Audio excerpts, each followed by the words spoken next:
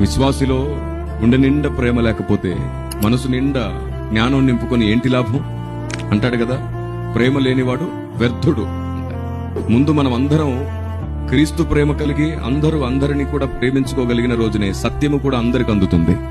సత్యము కోసం వ్యక్తులను ద్వేషించడం సాతానుకు సహాయం చేయడమే.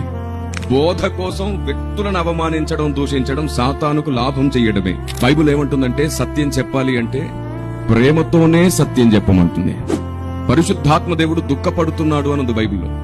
ఎఫెసీ 4:30 దేవుని పరిశుద్ధాత్మను దుఃఖపరచకుడి అని ఉంటుంది. ఎందుకు దుఃఖపడుతున్నారు?